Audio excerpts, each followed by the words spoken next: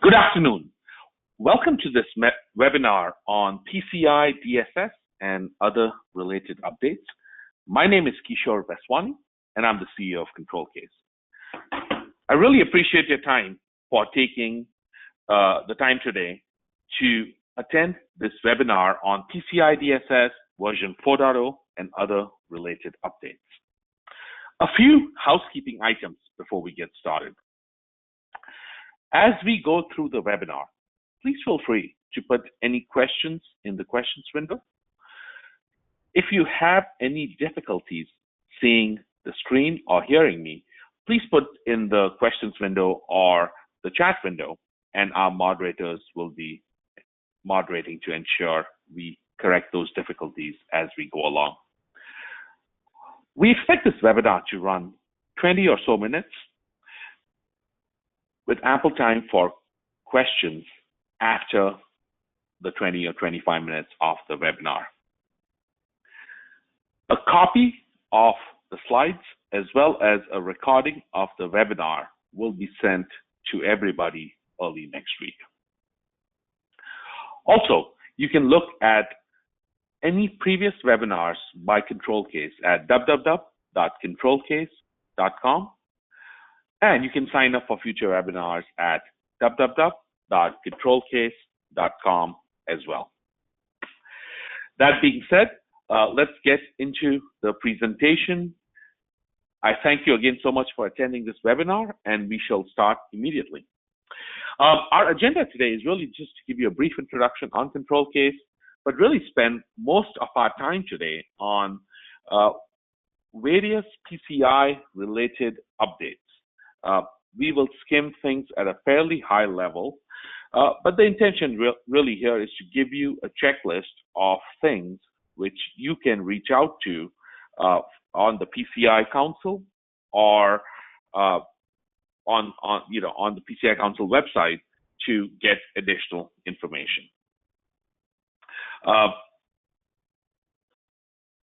A little bit about ControlCase. So we focus exclusively on IT certifications.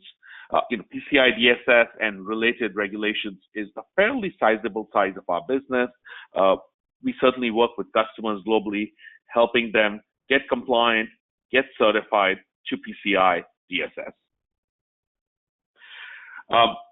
The two unique areas we work with customers on is, first is our partnership approach. So we certainly partner with companies, helping them get compliant and certifying them to PCI DSS and other related regulations. And we also make the process more efficient and visible by automation. Here are some of the regulations we certify companies to. As you can see, certainly PCI DSS, PIN, PA DSS, P2PE, and PCI 3DS are some of the regulations we certify companies to. Let's dive into the meat of our presentation, the first point, which will probably be on everyone's mind, is probably on PCI DSS version 4. So let's get into that immediately. But before we dive into it, here are some of the PCI standards at a high level from an overall perspective. Certainly, PCI DSS applies to environments and infrastructure that store, process, or transmit card data. PA DSS is really about security of applications. P2PE, or point-to-point encryption, is a mechanism to ensure that data, as it goes through the system, right from the point of sale through the channels, is encrypted from point to point. PCI TSP relates to tokenization of card environment. PCI card production relates to, as it sounds, production of cards. PCI 3DS is a multi-factor authentication, essentially, that requires that when you do a payment online, there is another factor by the different brands that is brought to front before it can be authenticated. And then there are various other regulations, including PIN security. So I just wanted to give you a high level of the different regulations that exist out there, starting with PCI DSS, but there is an entire family of regulations that are out there. A couple of items we do want to make sure that we outline before we get into the specifics of PCI DSS version 4.0. The important thing is that the information provided here is really a control case opinion and does not represent the position of the PCI Security Standards Council. The information we have here is strictly based on an early draft of the standard, and hence there will likely be more changes significantly over the next many months. One of the things we have done as we have gone through the presentation, and what you will find useful, is that we have provided links to actual PCI security standards website blogs and other related content, which you can click on once you get a copy of this presentation to get more information. Just like over here. So, again, we are going to be touching PCI DSS version 4.0 at a high level and talking about just very broad themes on what to expect in PCI version 4.0 based on what has been reported by the PCI Council so far. So, the key priorities for PCI version 4.0 are security and flexibility. We live in a technology environment where threats and risks and the IT infrastructure changes fairly quickly. And because of that, it is important for all security regulations to keep up with the pace. So PCI DSS version 4.0 certainly tries to address that. The second aspect is enforcing security as a continuous process rather than a once in a year process, as has been the case with version 3.0, version 3.x as well in the past. And then finally, as I mentioned, making sure that the risks and threats are symmetrical and addressed as they relate to different security technologies that exist out there, whether it's the cloud, the mobile, and all those other variants of different clouds that exist out there. So here's what we know about PCI DSS version 4.0. First of all, the final version of PCI DSS version 4.0 is not anticipated until at least late 2020. And so we are about a year away from it being finalized at best. However, we just wanted to make sure we are, I know organizations plan many years ahead, especially when it comes to compliance, IT. And so we just wanted to give a very high level on, where PCI DSS version 4.0 is heading. An important point here, and that's highlighted in red, is that the traditional methods for validating PCI DSS stay the same. So very important that no one should be worried if you validate to PCI DSS today in the version 3.x. Please continue, and those methods are not going away. Instead, what's happening in version 4.0 is a new customized validation approach, which is based on the security outcome has been added as an option. So again, you can do what you're doing today, and traditional methods are not going away, but a new customized validation approach, which identifies the security outcome, is going to be, call it an alternative option added in version 4.0. And unlike what we are used to from a compensating control perspective, the customized validation will not require a business or technical justification for meeting the requirement using alternative methods.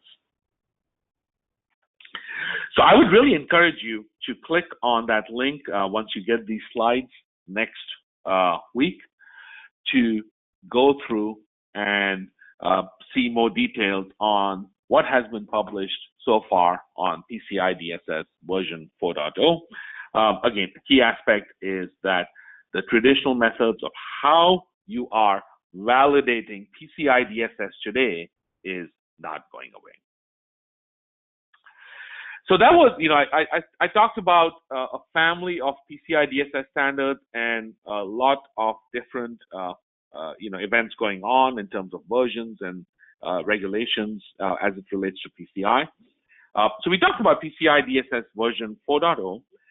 Next, let's talk about PA DSS and the Software Security Framework. So what is the PCI Software Security Framework?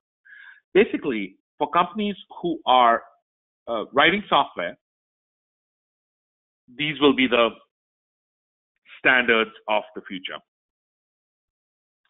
Today, there are two standards under the PCI Software Security Framework as part of the program that's going to be rolled out. One is the Secure Software Standard, and one is the Secure Software Lifecycle Standard. So, as I said, this is a family of standards which has two standards in there. The first one is the PCI Secure Software Standard. For those of you who are familiar with the Payment Application Data Security Standard, or the PA DSS, the PCI Security Software Standard is really the next version of that. It always applies to payment software that's sold, distributed, or licensed to third parties. This program will be launched in late 2019, so about now or in the next month or two. The important thing to note is all current PA DSS listings will be valid through expiry through 2022. However, somewhere in 2020, submission of new PA DSS validations will end, and you would have to use the PCI Security Software Standard to submit applications that store, process, or transmit card data. The second standard in the family is the Secure Software Lifecycle Standard. So this is a new piece that has been very wisely added by the PCI Security Standards Council. Any software out there, as any software developer would tell you, goes through various versions as you implement new functionality, as you implement patches, as you implement fixes. And so the Secure Software Lifecycle Standard is really introduced to look at companies and see if the change management processes for the various versions of software that have been validated as per the earliest, the earlier version are appropriate. So basically, there's a set of security requirements to validate how software vendors or software developers or software companies that are producing software and selling it to the ecosystem will properly manage the security of payment software throughout the life cycle. So again, the previous one was related to the software. So the PCI Security Software Standard certifies the software. The Secure Software Lifecycle Standard certifies an organization or a process of development for that software. So we have talked about PCI DSS version 4.0, and then we also talked about the next versions of PA DSS. Let's get into some of the other regulations out there. The next one is on P2PE, which is the point-to-point encryption. As I had mentioned earlier, point-to-point encryption really focuses on ensuring that the end-to-end encryption from the point of sale all the way through the processing is appropriately encrypted. So the current version of P2PE is version 2. P2PE version 3 is expected for publication again in late 2019. So again, coming up in in the next few months. The important thing to mention here is that if there is a merchant who is considering a P2PE solution and is in the process of implementing something on version 2.0, there's no real reason to wait for version 3 because it provides the same level of security. All version 3 is doing is it's providing flexibility for listing of individual components that help make a bigger ecosystem of individual components that at the end of the day give the same level of security as version 2.0. So while the program has changed in version 3, it has added more flexibility for merchants as well as for providers of the software to build a more healthy ecosystem. However, merchants can expect the same level of security when it comes to version 3 as it comes from version 2. And you can look at the source of the things over here.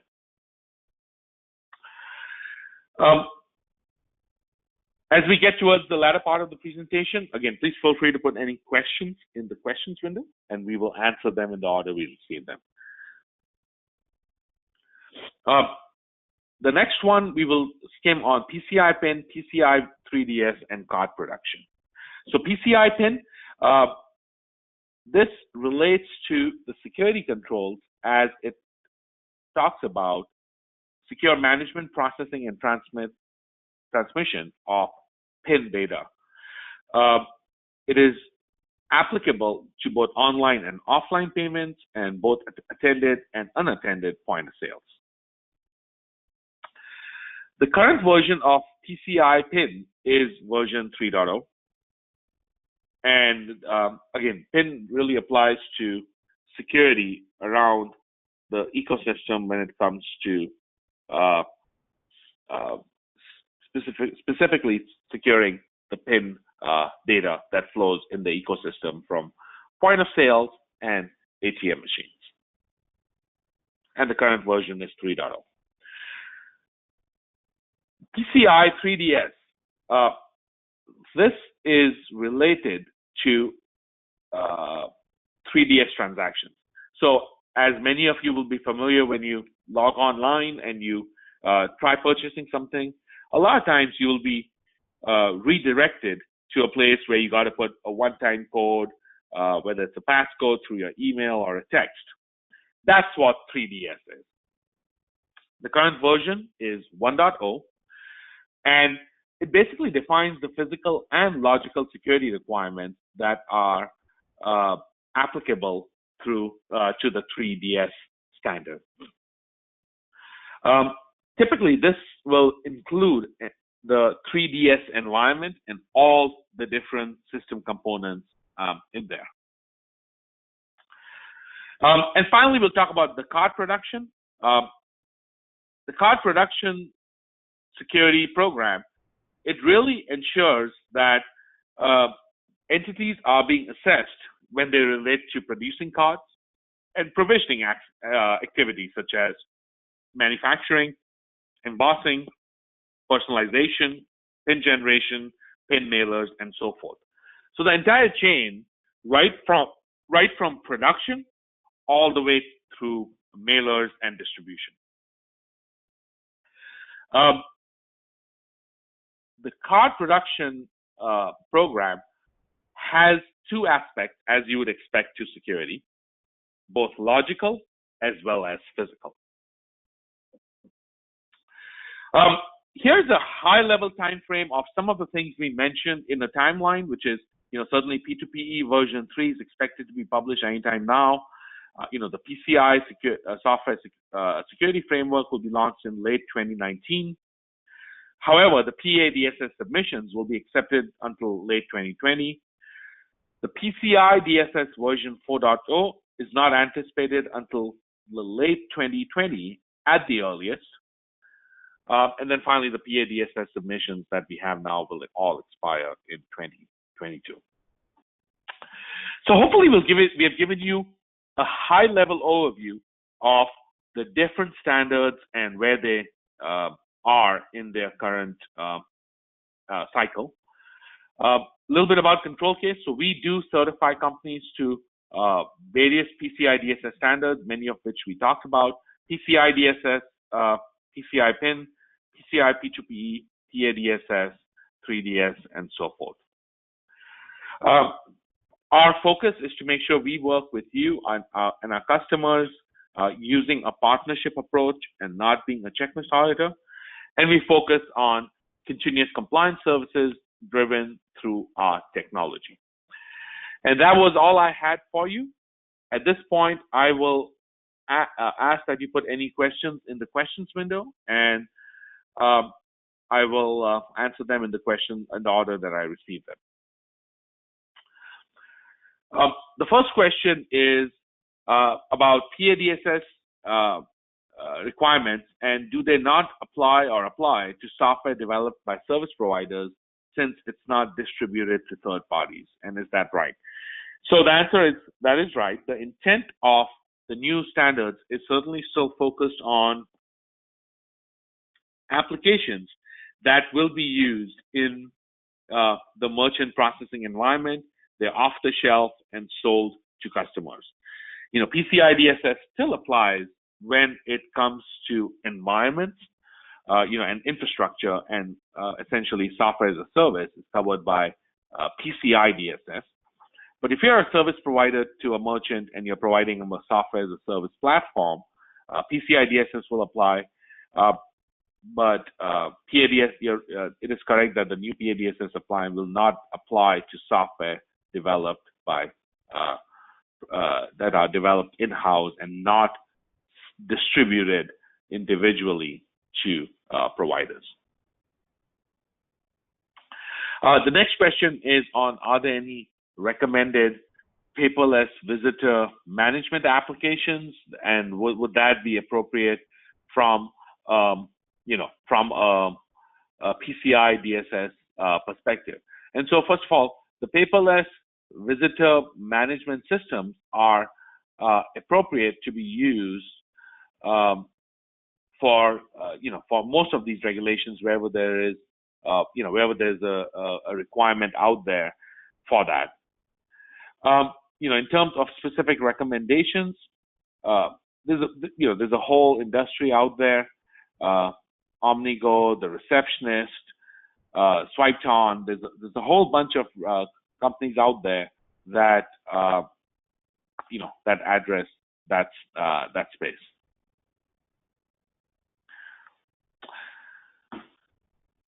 That was all the questions I had.